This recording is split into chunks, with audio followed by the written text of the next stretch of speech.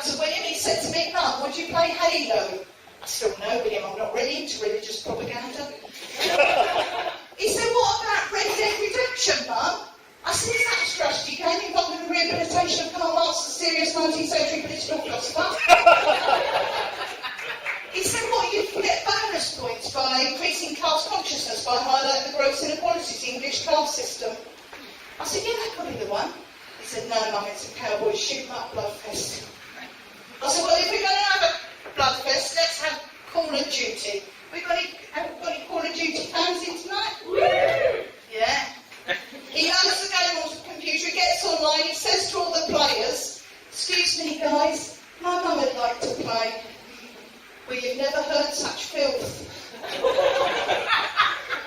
Some guy called Dirty Dwarf, 32, I think he was American, comes over the loudspeaker. What the fuck's going on, you motherfucker, you son of a bitch?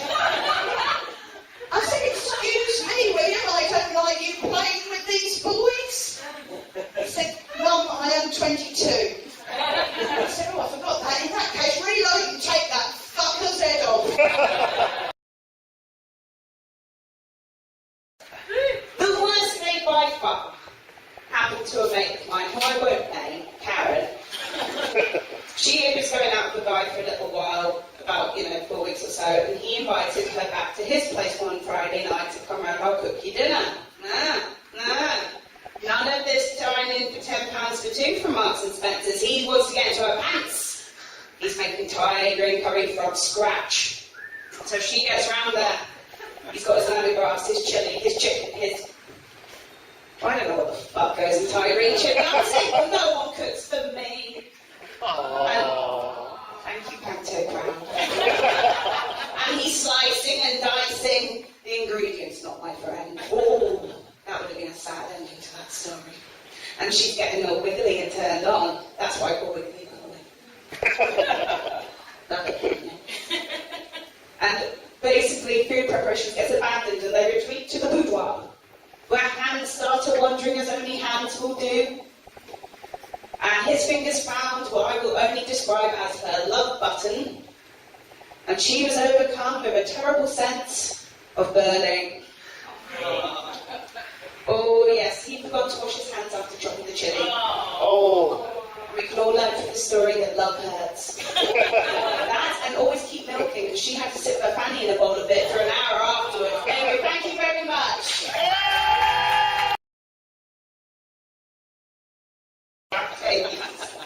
All comedians are crazy. That's a fact, apart from me, of course. All comedians are crazy. All comedians have been bullied at one point in their lives. Have been bullied, Sophie? It can happen later. Polly, have you been bullied before in your life? Yeah. Kirsty, have you been bullied ever in your life? Sorry? Have you ever been bullied before? Yes. Okay, so what's That's the running theme. I like that he's enjoying that everyone's been bullied. Comments in the back, have you been bullied at one point in your life? Yeah. See that? Oh, who said no? Fucking, why are you showing off? Why have you never been... Let's bully her now. Let's fulfill your dream for her now. Why have you never been bullied? To distract the bullies. Should have thought about it, shouldn't we? Did you guys have a good, bad, or a weekend? Good. Yeah! Good game. Mine was a bit like the stock market. Started off good, went bad, and then went So it starts off on a Friday night. I was out for a few drinks, a bit of wine. I do like wine though, and I do believe you all the kind of wine you drink. For example, any white wine drinkers here? Yeah. Lightweight slut. Easy. Any red wine people here? Oh gosh, you got a posh back there. Any rosé? Yeah! See, I'm way more posh than you. I go straight to Lamborghini. So after a few glasses of Lamborghini, we hit a bar in Soho. The music was really, really good, and I saw this really fit guy stare at me from across the dance floor. That's when anyway, I had to get my sexy dance moves on to catch his attention. Yeah. That's called, thank goodness I wore a padded bra today. And it seemed to work. He put his string down and came closer to me. That's when I knew I really had to amp up the game now. So then I amped up my sexy dance moves a little bit up a notch. Yeah, that one's called double trouble.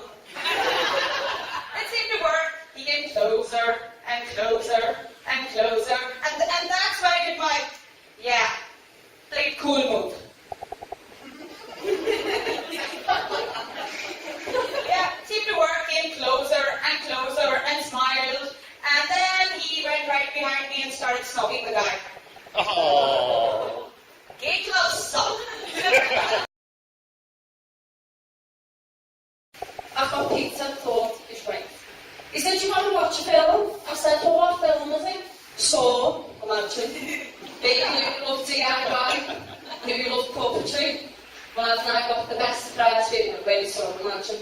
Now, we're just forgetting to say Marshall, because I thought you were clever there, mate, because the thing we're forgetting to say Marshall is, it's got a bit of sensitivity for girls and a bit of like love, you know, because he was in love with his girlfriend, Sarah Marshall.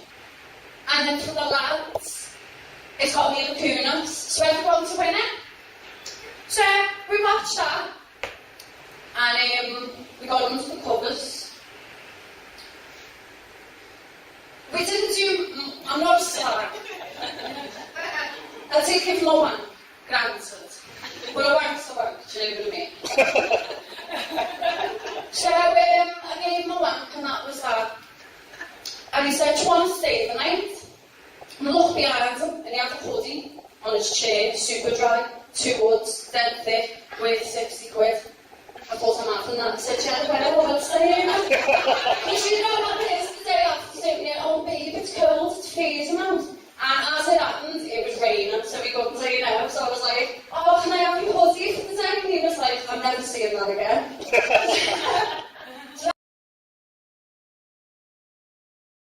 I'm not as a children's entertainer, by the way. But a lot of people, that's that reaction, they're like, "Oh, you can't be a children's entertainer, man." And I was like, "Well, somebody saying set, they're very inappropriate." And I'm like, "Oh, what the fuck do they think I'm going to do at a kid's party?" Bottled up, and I'm like, "Alright, on to rest the fucking town! Happy birthday, you little fuck!" Like, I don't do that, you're looking at me like, "Fuck." I think I booked you for my child's birthday. I don't do that anymore, but apparently I spoiled Tarquin's 5th birthday, but a name like Tarquin, he's going to grow up to be a prick, so he gives a fuck.